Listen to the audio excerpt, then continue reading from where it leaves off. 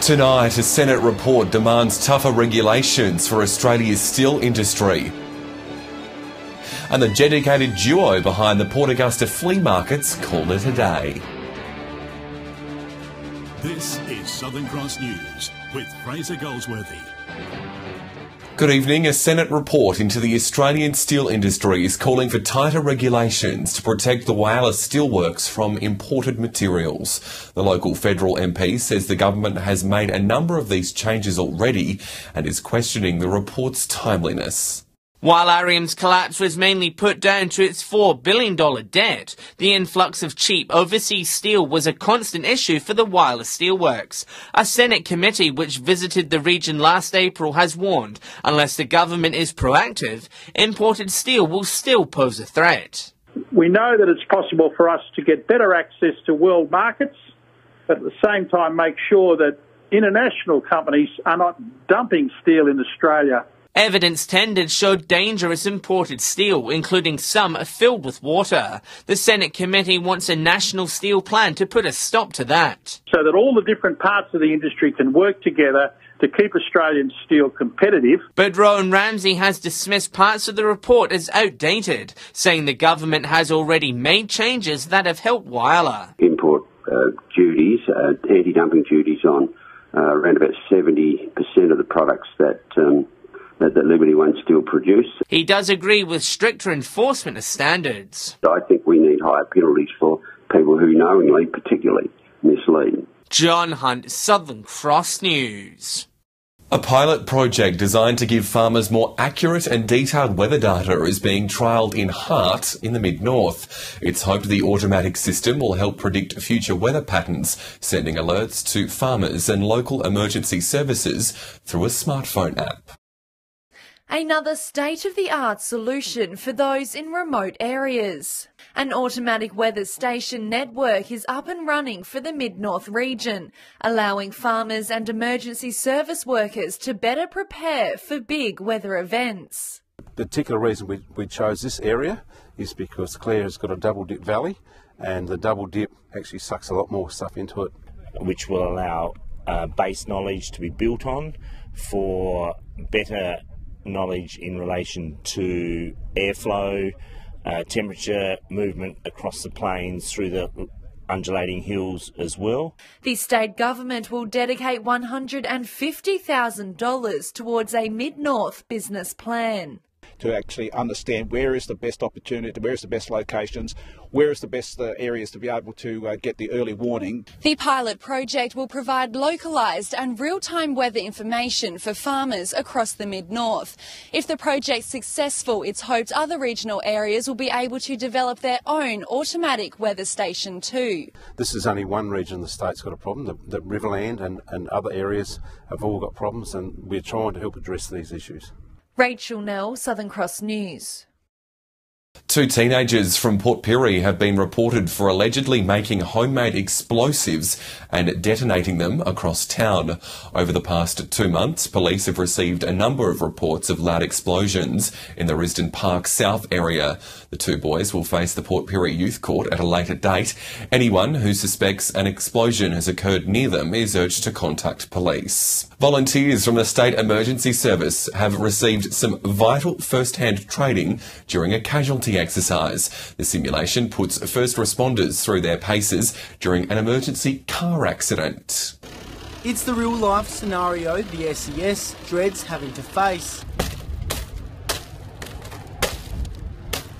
This is the last thing we want to be going to in the Christmas period. This simulated car rescue is designed to train new volunteers on a real-life experience in the event of tragedy on our roads. We train very hard during the year to maintain our standards and to ensure that we're ready to respond to anything on the Lower Eyre Peninsula. The first-hand exercise puts volunteers in the thick of coordinating a team rescue, cutting around those trapped inside. We rely on each other's skill sets, and whilst we're volunteers in the SES, we also bring other skill sets to the organisation through our own jobs. So in saying that, when you see the crew work together in this environment, it's fantastic to see. Volunteers learn how to use heavy machinery, something they hope they don't have to utilise this festive season. It's very hard, but some of us have remained on call for that whole period of the Christmas season. The current road toll this year stands at 95, and that's where the SES wants it to stay. We're asking people to really take care of these Christmas holidays because we do not want to see any more statistics on our roads. Jason Kemp, Southern Cross News. Still to come tonight, the dynamic duo calling it a day after 20 years of running the Port Augusta flea markets. That's next. Archer Exploration has received approval from the state government for its Campuna graphite project just north of Cleve. The mining project will produce ultra-pure graphite batteries and create 60 jobs during construction and around 35 ongoing positions. The project includes an open cut mine and a mineral processing facility at nearby Sugarloaf, which will eventually produce 140,000 tonnes of graphite ore a year. Liberty One Steel has successfully been awarded a contract to produce the first section of the multi-billion-dollar inland rail project from Brisbane to Melbourne. The federal government confirmed Liberty will produce the track for the Parkes to Narromite section in New South Wales. We keep using Australian rail, Australian steel, and that comes from one place. It comes from Whyalla. So it's a long-term commitment that it is underlying support to the order books. 14,000 tonnes of steel will be produced at Whyalla for the project, worth up to $20 million. Mining cities across Australia will now have one collective voice with the establishment of a new alliance. The Silver City is a founding member of the group, which aims to boost the mining industry, which is the backbone of many regional centres. Mining is the lifeblood for Broken Hill and many other townships around Australia. This alliance really brings together all the cities, mining cities and rural communities to have a voice at a federal level. Spearheaded by the three founding local governments of Mount Isa, Kalgoorlie-Boulder and the Silver City, the alliance will build a network between Australia's mining communities. It will boost the city's cooperation within the mining industry and allow towns to share knowledge, experience and strengthen council relationships. It's actually about participation. I see that every councillor has a role at our council and I'm ensuring that they actually are at the table if they want to be there. At least 50 mining cities across the country are eligible to join the alliance, with invites also to be sent out to mining companies. Broken Hill has the opportunity to have a footprint in the Mining Alliance, in fact founding member, and I look forward to seeing the next couple of years. And as I said, the first 6 months is really about getting the foundation right, and then membership will be open to all. Patrick Reinke, Southern Cross News. Two long-serving market organisers in Port Augusta who have tirelessly served the community are calling it a day after 20 years. In that time, the pair, with the support of local groups, has raised over $200,000 for the town. George and Annette have made big sacrifices for a long-standing community event. Over the number of years, we've had to forego a lot of family shows, birthdays, weddings, and that because the market come first. Tucked away in an underground car park once a month, the flea markets are a Port Augusta tradition, attracting over 60 stallholders. Even to people from Western Australia and New South Wales, on the, as they call them, the grey nomads. They do their little handicraft and that while they're travelling, and they call up the market and sell. There is a gathering place where people catch up with, families from out of town. And now, after 20 years of hosting the markets, the pair has decided to retire. Stallholders, the people that come through the market, the characters, it's been wonderful. After their last market day this Sunday, the pair is hoping another community group will take the reins. They were told, if we lose that, you've lost an icon in Port Augusta.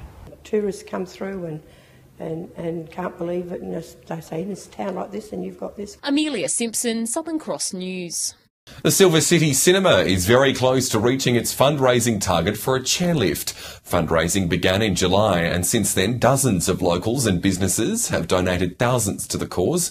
The project's expected to cost $75,000, but the local community has already made it to the $62,000 mark. We're just overwhelmed with such generosity from the people.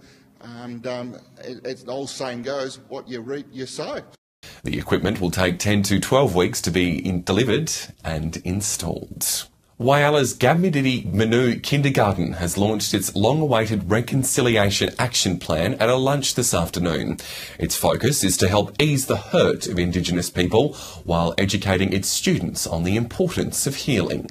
Today was about coming together as a community at Gabmididi Manu to help ease the hurt. The Kindy has revealed its long-awaited Reconciliation Action Plan document, which took 18 months and over 50 people to produce. It's about listening to the community and putting down what they want in the plan. So it's about walking together. It's not doing what we think is the plan should be. The document aims to build bridges and help remedy the hurt and suffering Indigenous people have faced in the past. A key feature will be using the Kindy to teach the importance of Indigenous culture, while making it a safe space for Indigenous people. What makes them happy? What do they want for their children? What do they want for their future? And it's about bringing that back. Ms Groves says a kindergarten, where Indigenous and non-Indigenous children attend, is the perfect place to start the local reconciliation process. Which is harder as they get older. So working with children now so that they don't grow up with those biases is definitely a bonus. John Hunt, Southern Cross News. After the break, how you can help raise awareness for dementia research. The details next. Port Lincoln's Ravensdale Sporting Complex has received a big upgrade to its irrigation system as part of Council's Capital Works Renewal Program. The Oval is a vital resource for weekly sporting events and is now back up and running just in time for summer. With the touch of a button, Ravensdale Oval is now fresher than ever. The sporting complex has received a major irrigation overhaul, the first in 3 decades. The old system was 30-odd years old and was starting to have reliability problems and was costing us money in repairs and maintenance. The irrigation network is a vital system that keeps the ovals in pristine condition. The council injecting $270,000 to keep the water pumping, all from the palm of the caretaker's hand. We now can program these and turn these sprinklers on and off from an app on a mobile phone. Work began in September to replace the outdated system. The new irrigation now uses recycled water to keep the ovals in top condition. It's a great environmental outcome. We're not using potable water, we're reusing a water source. The ovals play a critical role for local sport. From a cricket point of view, we use both ovals every weekend. The Colts use them in the mornings. It's sort of a 8 o'clock in the morning till 7 o'clock at night, Saturdays, every week in summer. Jason Kemp, Southern Cross News. Foundation Broken Hill is offering an education grant for school leavers looking to gain qualifications through TAFE, community college or university. The program aims to support and encourage young locals to pursue a field of study that is significant to the town's economy through fields such as teaching, tourism or accounting. The $5,000 scholarship can be used to cover accommodation costs, course fees or textbooks. Interested locals are encouraged to contact Foundation Broken Hill. The Port Augusta community will be raising funds and awareness for dementia this weekend.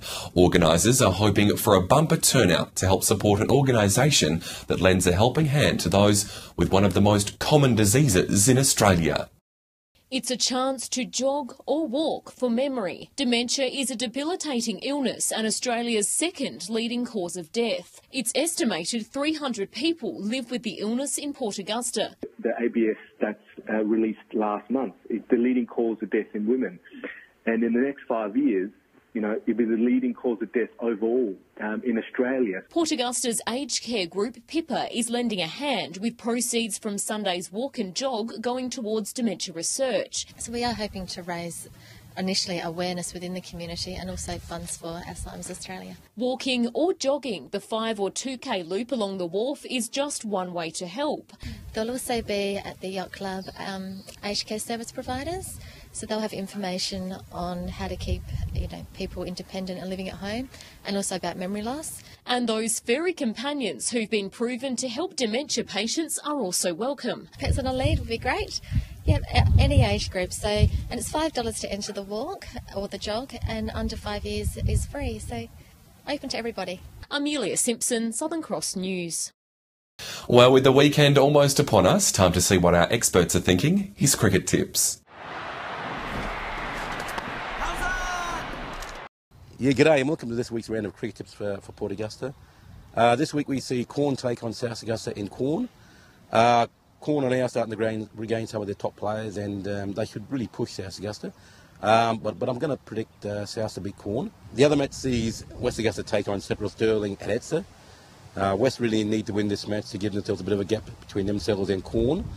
But unfortunately, I can't see West Augusta beating Central Stirling at Edsa. So there are my two winners, South Augusta and Central Stirling. Hello and welcome to round 8 of Port Pirie cricket. This round starts with Wandera taking on Solly North at Port Oval on Saturday. Wandera are sitting second on the ladder and are travelling along nicely. Solly North have just the 2 wins and have struggled for runs all season. I'm tipping Wandera. The other Saturday match sees Southport up against topside Props. Southport continue to play the youngsters and this will benefit them in the future. Props continue to impress and shouldn't have too much trouble in this match. I'm tipping Props. Central Wyler and Rapina play against each other at Memorial Oval on Saturday. Scott Collison will be out for the next couple of months with an ankle injury, which sees Brad Smith leading the Roosters. Hopefully he'll make some runs, and Jared Dunbar and Isaac Smith can join him. For Rapina, they'll need Greg Phoebe, Alan Walford and Dale Chenoweth to stand up with the bat, and Joe Jarrett's been in good form with the ball. North Wyler will play South Wyler on Sunday at Memorial. North Wyler will be hoping that Chad Clothier hits some runs, and Ashwin Srikanth can continue his good form. David Miller will be hoping to do some damage with the ball and hopefully some late order hitting. South Wyler need desperately for their batsmen Chris Davis and Chris Urban to stand up and make some runs. Welcome to this week's Port Lincoln Cricket Tips, and a very interesting round as we head into the Christmas break. The first game will be absolutely the match of the round, Southern Air versus Charlton out at Wongaree. Out at home, they should win this game and beat the Charlton side, who are doing very well at this time of the year. Next game sees Tasmans versus Todd River, and this is played at Ravensdale. I think Todd River will win this one. Too many outs for Tasmans this week. And in the final game, Waybacks and Lincoln South. I'm going to tip Waybacks to get over in this one after a strong showing last game against Southern Air. Thanks for listening to the Port Lincoln Cricket Tips. Interesting round of cricket in Broken Hill District Cricket this weekend with 2 very good games. Players returning refreshed from break in Adelaide for the Test match. At the Jubilee Oval, North take on South. I think North should be too good for South. In the other game at the Alma Oval, topside Central take on West. Should be also a very entertaining game. Central in the last few weeks have proved that they're not invincible, and West have got the side to actually push the Magpies. I think Central will probably start favourite, but this should be a very good game. I'm picking Central in a very close encounter. Stay with us after the break. Abby will have all the weather, and it's certainly heating up, Abby. Yes, Fraser. Well, while we're enjoying some beautiful weather now, the mercury is set to climb into a scorcher next week. Details next. Welcome back. Let's take a look at the weather now. A mild day across the region today. Cool in Broken Hill and Port Pirie, a top of 23. 22 the top in Port Augusta. It climbed to just 21 in Whyalla and Port Lincoln. On the satellite, cloud over eastern parts of the state with a trough and cold front is triggering showers, some heavy and scattered thunderstorms. On the waters, winds will be southerly shifting southeasterly between 15 and 20 knots. High seas at 2 metres with a south-southwesterly swell, so take care there. Things will warm up a little tomorrow with clear skies all around. 28 the top in Port Augusta, 25 in Whyalla, 23 in Port Lincoln, and warmer in Corn and Woodner and Broken Hill, heading for 28. The mercury will climb to 27 in Port Pirie. Looking ahead, a beautiful start to next week is on the cards, climbing up to 28 on Monday in Port Lincoln, 32 for Cleve, before warming up to 35. Very warm in Woodner, 36 for Monday, before a scorching 39 on Tuesday. Further up the Gulf, the mercury will rise to 36 on Tuesday in Whyalla. Warmer in Port Augusta, a very hot 39 tip there. A little cooler in Kadina, but not by much, 32 on Monday and 35 on Tuesday. And finally, for Port Pirie, it'll hit 31 on Sunday before reaching 37. Cooler further south in Clare, 32 on Monday, 24 on Tuesday. And Broken Hill also copping the heat over the coming days, 35 and 38 to start the week. So, Fraser, some very warm days are on the cards. Thanks, Abby. And that's all from the newsroom for now. Thanks for joining us. Enjoy your evening. Good night.